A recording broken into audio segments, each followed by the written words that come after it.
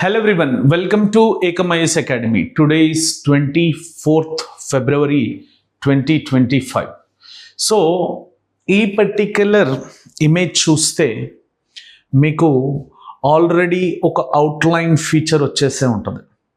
So మీకు ఈ particular image చూడగానే ఫస్ట్ ఏదైతే అనిపించిందో అది కమెంట్ సెక్షన్లో డ్రాప్ చేయండి. Come on boys and girls comment సెక్షన్లో డ్రాప్ చేయండి. ఈ వీడియో చూడగానే మీకు ఫస్ట్ వచ్చిన థాట్ని కమెంట్ సెక్షన్లో డ్రాప్ చేయండి. Clear? Yes, that's true. Rupee depreciation గురించి మాట్లాడుకోబోతున్నాం ఈ పర్టిక్యులర్ సెగ్మెంట్లో. రూపీ డిప్రిసియేషన్ గత 6 నెలలుగా న్యూస్ పేపర్లో కంటిన్యూస్గా ఈ రూపీ డిప్రిసియేషన్ గురించి న్యూస్లో ఉంది. సో ఈ సెగ్మెంట్ మనకి యూపీఎస్సి 2025 ప్రిలిమ్స్కి కానీ యూపీఎస్సి 2025 మెయిన్స్కి కానీ లేదా ఇతర ఎగ్జామినేషన్లు ఏవైతే మీరు ఆస్పిరెంట్స్ అందరూ రాస్తూ ఉన్నారో ఆ పర్టిక్యులర్ ఎగ్జామినేషన్స్కి ఇవి చాలా ఇంపార్టెంట్ అవుతాయి. సో మనం ఈ పర్టిక్యులర్ లెక్చర్లో ఇంట్రడక్షన్ చూడబోతున్నాం. అసలు రూపీ డిప్రిసియేషన్ అంటే ఏంటి అనేది, దీనిలో ఆర్బీఐ రోల్ ఏంటి అనేది కూడా క్యాలిక్యులేట్ చేయబోతున్నాం. అలాగే ఈ రూపీ డిప్రిసియేషన్ వల్ల ఇంపాక్ట్స్ ఏముంటాయి, plus risk of currency crisis ఎలా వస్తుంది, అండ్ ఈ కరెన్సీ క్రైసిస్కి ఇండియా వల్నరబిలిటీ ఏంటి, and way forward and question of the day మనం ఈ పర్టిక్యులర్ సెగ్మెంట్లో చూడబోతున్నాం. సో ఫస్ట్ ఇంట్రడక్షన్కి వచ్చేసరికి మన ఇండియన్ ఎకనామిక్ స్ట్రక్చర్ ఏదైతే ఉందో ఇప్పుడు present right now running structure, అది రూపీని వల్నరబుల్ చేస్తూ ఉంది లాంగ్ టర్మ్కి.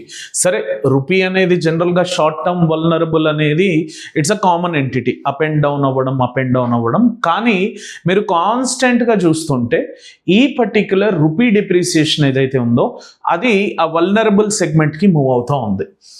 మన long term depreciation and potential currency crisis వైపు మనం అడుగులు వేస్తూ ఉన్నాం.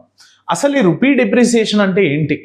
ఇది ఎక్కడన్నా అడగొచ్చు ప్రిలిమ్స్లో, which of the following best describes rupee depreciation అని. కానీ లేకపోతే మనకి మెయిన్స్ ఎగ్జామినేషన్లో recently rupee depreciation crisis is going to hit India's impact economic growth and development or India Viksit Bharat 2047కి ఈ పర్టిక్యులర్ రూపీ డిప్రిసియేషన్ని ఇంటర్లింక్ చేసే ఛాన్స్ ఉందండి.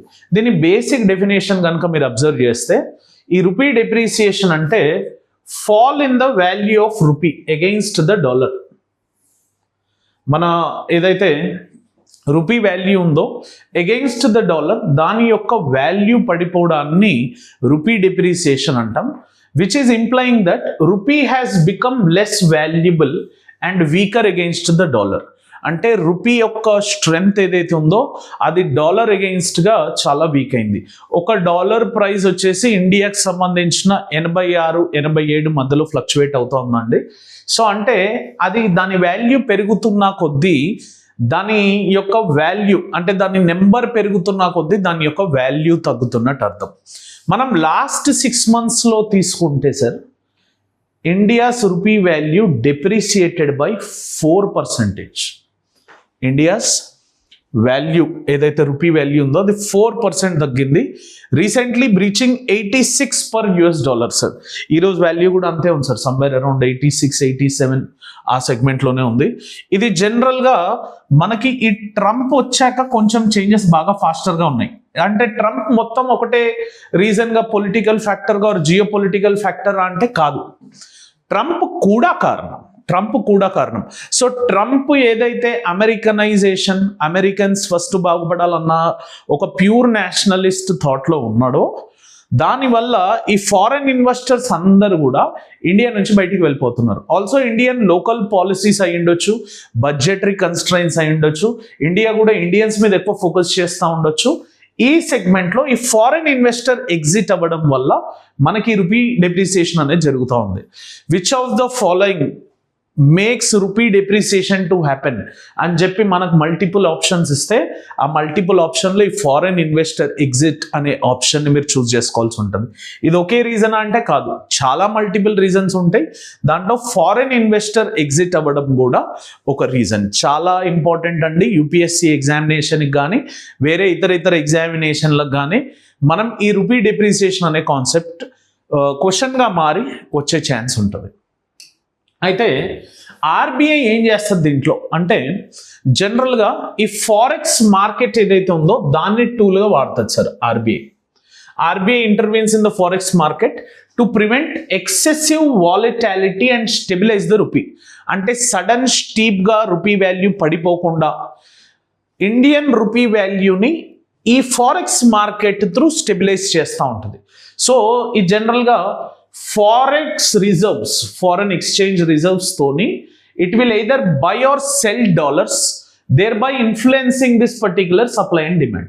మీకు ఈ క్వశ్చన్ కూడా వచ్చే ఛాన్స్ ఉంది sir. Which of the following policy tools RBI will follow in the case of rupee depreciation? అప్పుడు మీ ఆన్సర్ ఏముండాలి సార్? ఇట్ విల్ ఫారెన్ ఎక్స్చేంజ్ని it will buy or sell, thereby influencing the supply and demand in the market. So ఈ forex reserve through India's marketing rupee value ఏదైతే ఉందో అది ఎక్కువ శాతం చేంజ్ అవ్వకుండా దాన్ని స్టెబిలైజ్ చేసే ప్రయత్నం ఆర్బీఐ చేస్తూ ఉంటుంది. ఇది రోల్ ఆఫ్ ఆర్బీఐ అండి. క్లియర్? అట్లాగే RBI's challenge to balance exchange rate stability without exhausting its reserves or creating adverse market expectation. ఇది ఆర్బీఐస్ ఛాలెంజ్ అండి, is to balance exchange rate stability. మనకి మరి ప్రతిసారి ఫారెక్స్ రిజర్వ్స్ని యూజ్ చేస్తూ వెళ్తూ ఉన్న ఫారెక్స్ రిజర్వ్లు అయిపోయినాయి అనుకోండి, మొత్తానికే మార్కెట్ కుప్పకూలుతుంది. అందుకే దీన్ని బ్యాలెన్స్ చేస్తూ ఎక్స్చేంజ్ రేట్ స్టెబిలిటీని బ్యాలెన్స్ చేస్తూ ఈ రిజర్వ్స్ని ఎగ్జాస్ట్ చేయకుండా ఉండడమే ఆర్బీఐ ముందున్న ఛాలెంజ్ యాజ్ ఆఫ్ నౌ. అయితే ఆర్బీఐ చేసిన ప్రయత్నంలో, మనకు ఆర్బీఐ ఏదైతే చేసిన ప్రయత్నంలో ఈ ఆర్బీఐ ఏం చేసిందంటే it has prevented extreme volatility. అంటే మొత్తానికే ప్రైస్ వాల్యూ అటు ఇటు షేప్ అవుట్ అయిపోకుండా, స్లో గ్రోత్గా వాల్యూ పడిపోకుండా, ఒకేసారి పడిపోకుండా ఆర్బీఐ కాపాడడం జరిగింది. Prevented extreme volatility. కానీ ఇది ఈ long term trend of rupee డెప్రిసియేషన్ని కాపాడలేకపోయింది. దాని యొక్క ఫారెక్స్ రిజర్వ్స్ టూల్స్ని యూజ్ చేస్తూ బ్యాలెన్స్ ఎక్స్చేంజ్ రేట్ స్టెబిలిటీని కోఆర్డినేట్ చేసుకుంటూ ఈ రెండింటిని మేనేజ్ చేయడంలో ఆర్బీఐ ఫెయిల్ అయింది. కానీ ఎక్స్ట్రీమ్ వాలటాలిటీని ప్రివెంట్ చేయడంలో ఆర్బీఐ సక్సెస్ అయింది సార్. ఎక్స్చేంజ్ రేట్ మనకు చూస్తే సార్ 2010-11లో ఇండియన్ రూపీ వాల్యూ చూడండి సార్ 46.56, 45.56. అదే ఇప్పటికి వచ్చేసరికి 86.95, అక్కడక్కడే ఫ్లక్చువేట్ అవుతూ ఉంది. సో అంటే రూపీ వాల్యూ లాస్ట్ 15 సంవత్సరాల్లో మీరు తీసుకుంటే ఆల్మోస్ట్ డబుల్ అయిపోయింది. ఆల్మోస్ట్ డబుల్ అంటే రూపీ వాల్యూ ఆల్మోస్ట్ డబుల్ పడిపోయింది అన్నట్టు. ఇంపాక్ట్ అసలు ఏంటి సార్? సరే రూపీ డెప్రిసియేషన్ అయితే అయింది, దానివల్ల మనకేంటి, ఏం జరుగుతుంది? రూపీ డెప్రిసియేషన్ వల్ల ఇంపాక్ట్ జరుగుతాయి అంటే ఫస్ట్ థింగ్ మనకి బయట నుంచి వచ్చే ఏవైతే ఇంపోర్ట్స్ ఉంటాయో వాటి కాస్ట్ పెరిగిపోతుంది. So the costing would be increased. So మనం ఏం చేయాల్సి ఉంటుంది అంటే మ్యాక్సిమం డొమెస్టిక్ ప్రోడక్ట్స్ మీదనే రిలే అయ్యి దాన్ని స్టెబిలైజ్ చేయాల్సి ఉంటుంది. Imports shall become more expensive which can lead to higher prices for goods and services in India contributing to inflation. ఏదైతే బయట నుంచి ఇంపోర్ట్ వస్తుందో దాని యొక్క గుడ్స్ అండ్ సర్వీసెస్ ఇంక్రీజ్ అయిపోయి దాని ఎక్స్పెన్సివ్ అయిపోయి ఇండియాలో ఇన్ఫ్లేషన్ ట్రిగ్గర్ అయ్యే ఛాన్స్ ఉంది సార్. సో ఇది ఒక అవుట్కమ్, ఇంక్రీజ్డ్ ఇంపోర్ట్ కాస్ట్లు అండ్ ఇన్ఫ్లేషన్ అయ్యే ఛాన్స్ ఉంది, ఇది గుర్తుపెట్టుకోండి. Next impact on exports.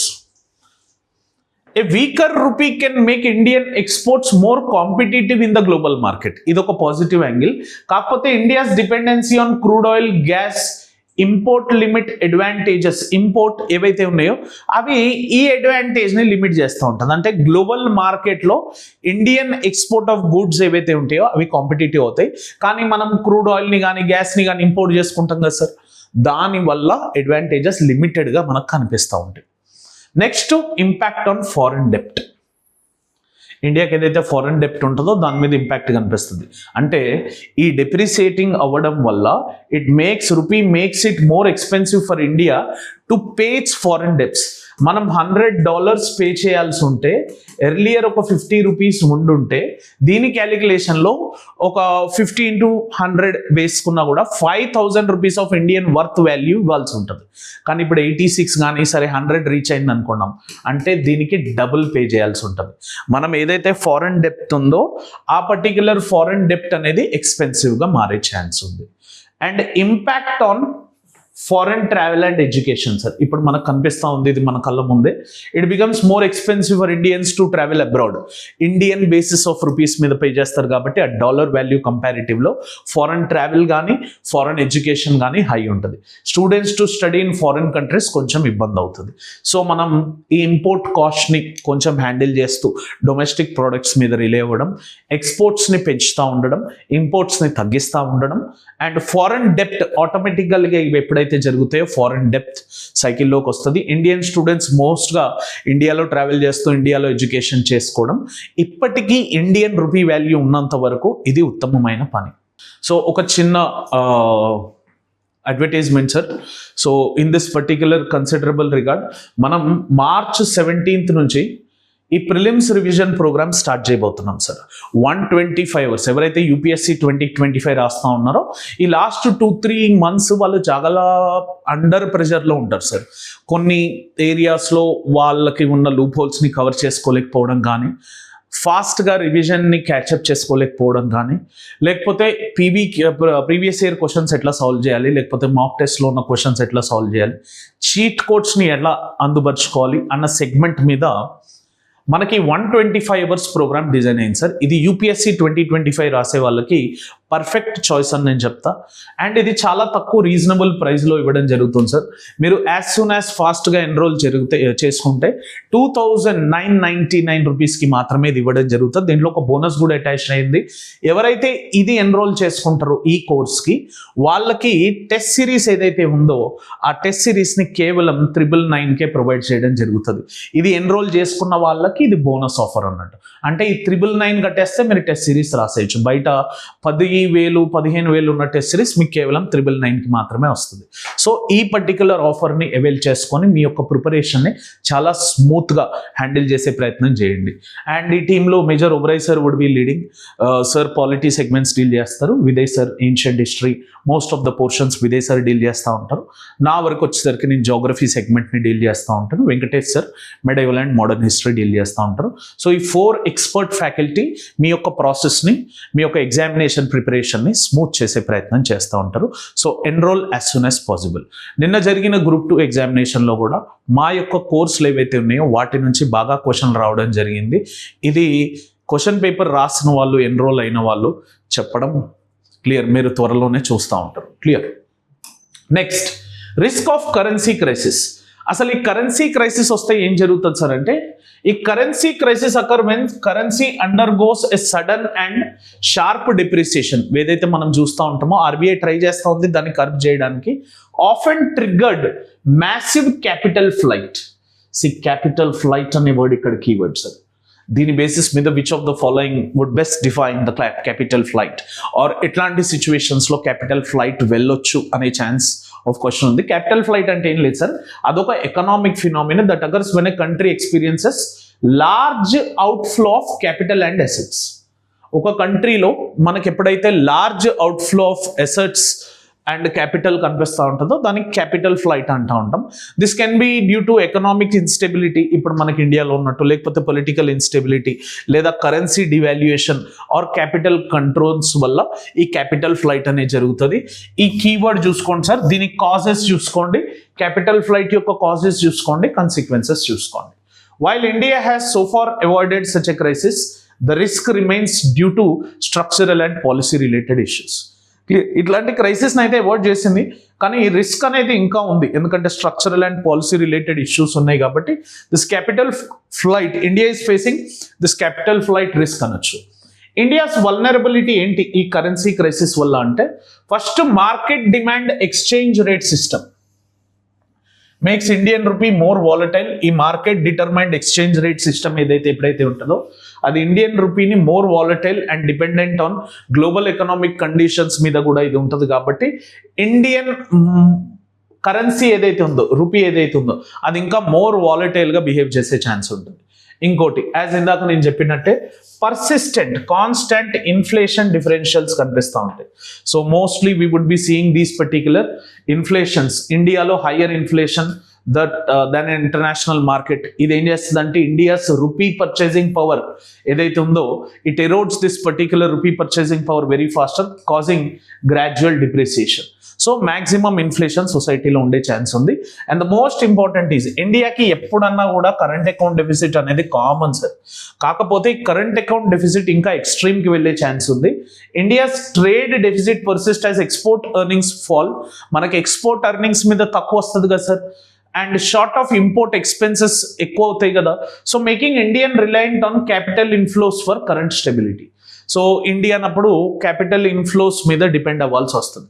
Next volatile capital flows, ఇది నెక్స్ట్ వల్నరబిలిటీ సార్.